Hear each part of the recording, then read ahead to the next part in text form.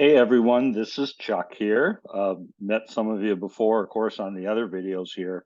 And what I'm doing here actually is I'm preparing for my CTSC exam that ASCM has started next year. Wanted to take the exam so I could teach the classes.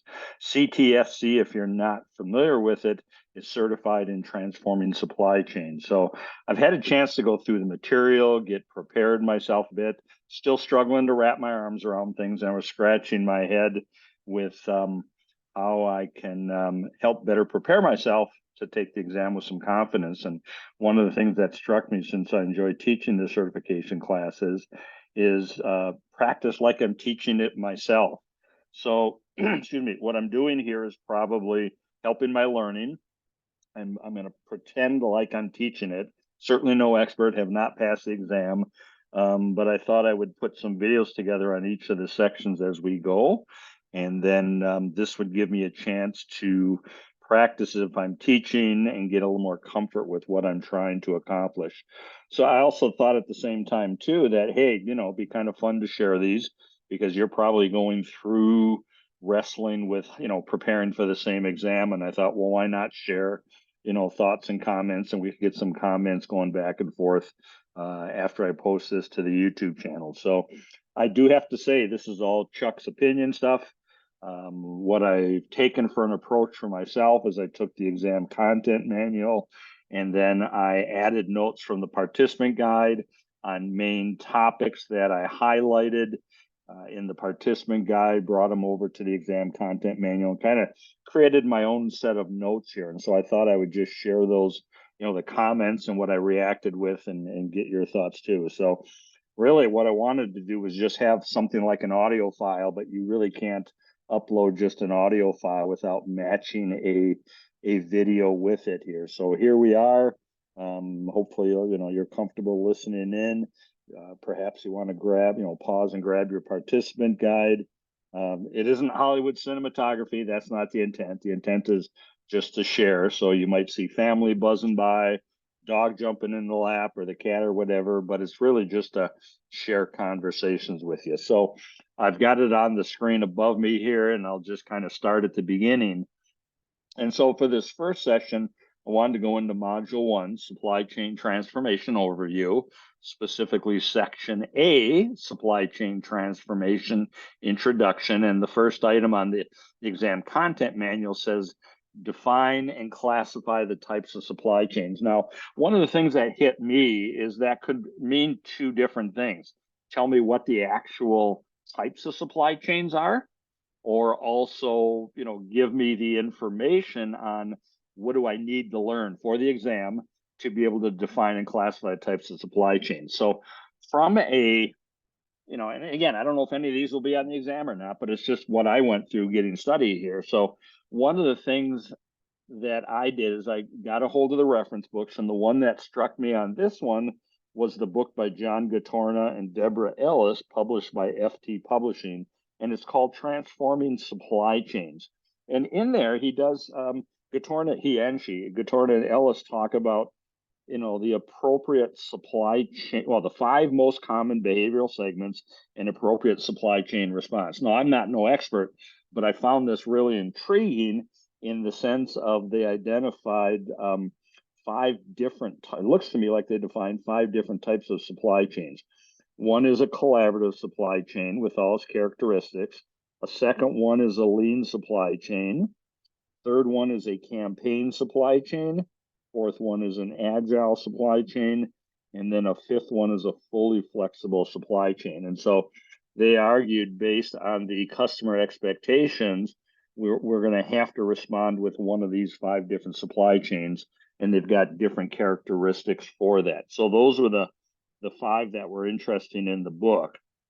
The they didn't get mentioned in the participant guides, and that doesn't mean anything, of course. But what I took mostly from the participant guide was some main themes there. One of them being customer requirements are the starting point for supply chain strategy. Now, I highlighted these directly from the new volume 1 or version 1 participant guide.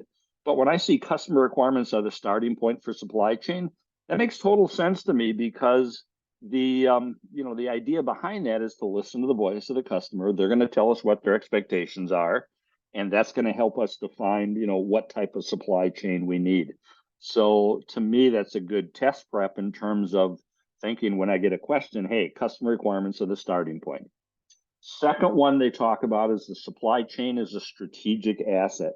And again, totally makes sense for me because a strategic asset for me is something we can take out into the market space, create our own competitive advantage with, and build a business on. So strategically, our ability to coordinate resources to get a job done feels like sometimes as a consumer, a lot of companies don't do that well. And if you and I can do that as a supply chain, then we've got a huge competitive advantage over our competition.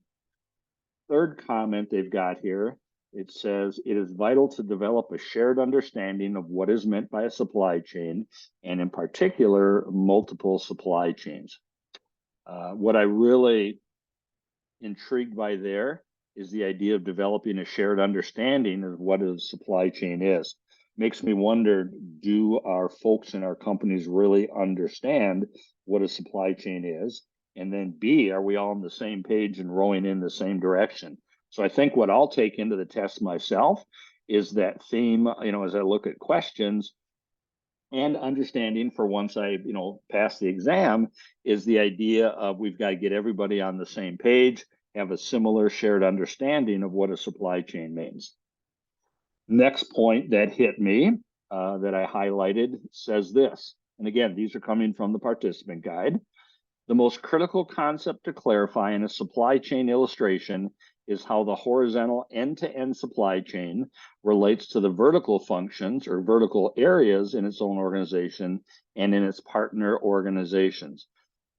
So what speaks to me is this left to right relationship that we've always seen in the illustrations in our supply chain materials, definitely critical, of course, but also getting us thinking about as things move through as a process around our supply chain, they're interacting with specific functions that are coming down at the same time here.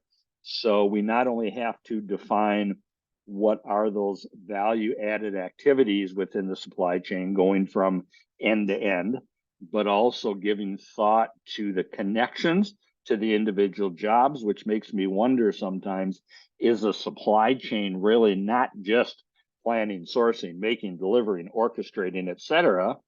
It's not just the flows, of course, and the activities we do, but is a supply chain also, we as supply chain leaders have to identify those interactions of the horizontal and the vertical and manage those effectively at the same time too.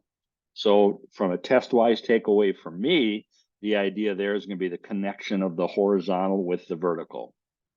Next comment that I highlighted is where the participant guide said a supply chain is a network of suppliers that delivers products from raw materials to end customers through either an engineered or transactional flow of information, goods, and money.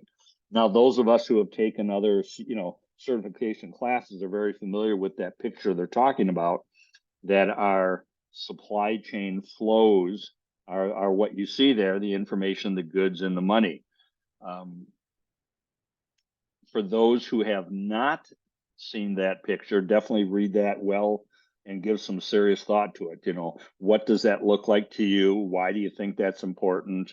What's the impact on it? For me, when I think about flows, I think about coordination of resources to get a job done.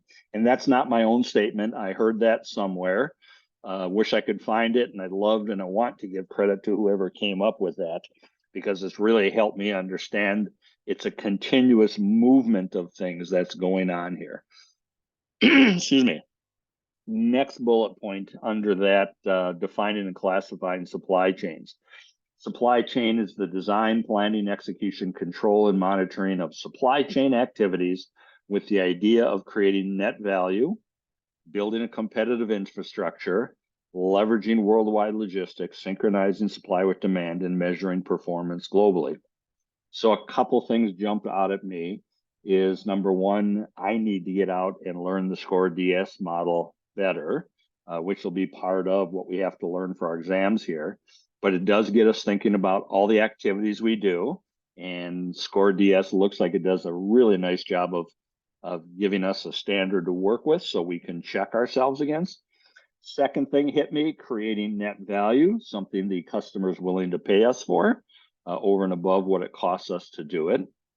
Building a competitive infrastructure being the foundational activities we have to do day in and day out as part of supply chain, and being competitive about it so that we can hopefully compete better, be more successful than those who we work against, but we compete against.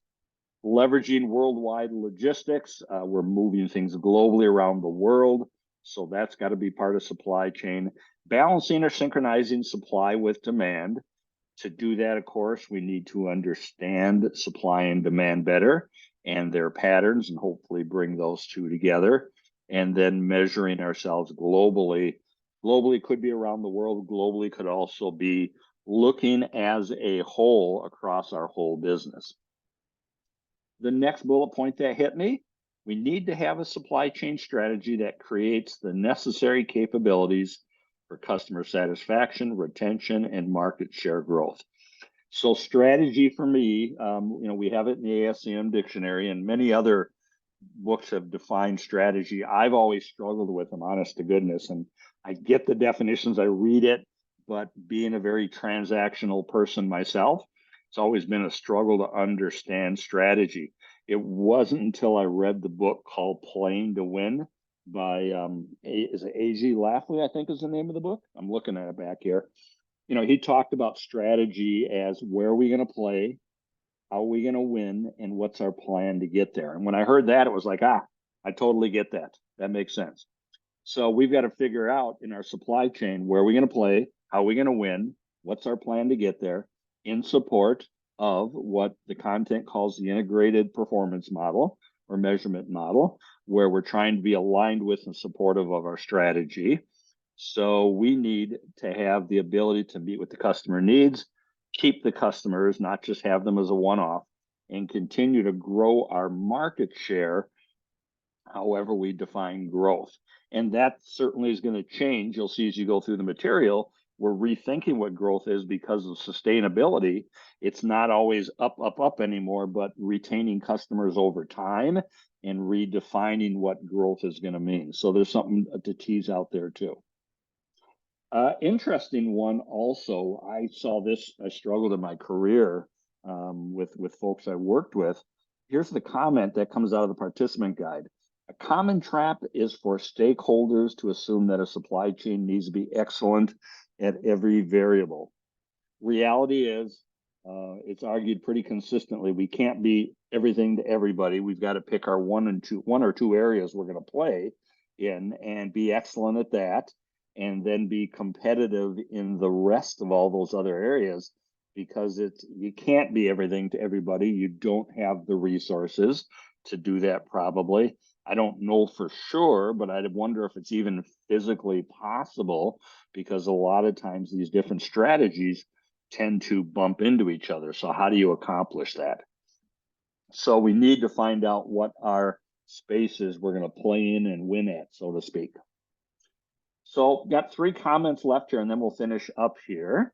If distinct supply chains are needed, emphasize that each can have its own strategy and transformation process. This will reduce transformation complexity and keep a strategy from trying to be everything to everybody. Okay. So sounds a little counter to the previous comment. Okay. If distinct supply chains are needed, each can have its own strategy and transformation process. They could be separate, I would suspect. Don't know experientially how we would pull that off. One of the comments that I read in the Gatorna and Ellis book is the idea of, when in their book Transforming Supply Chains, is we can have shared services across some of these different supply chains. So it feels like part of the conversation could be, as we're trying to be these different things for different people. We have to look for shared services so we don't have to build complete redundancy all over again. And as well, being able to use the same thing. I'll kind of use my hand, shared services, but split off into the different needs out there. So that's one I think for myself, am still going to need to comment on, or still need to give some thought on, excuse me. So next to the last one, some of the types of supply chains covered are forward, reverse, circular, digital, agile, and omni-channel supply chain. New products, MRO, and services have specialized chains as well. So from a practice standpoint, for me, that's going to be teaching, what are some of the different supply chains out there, their characteristics, and having my learners give thought to, what do they share in common?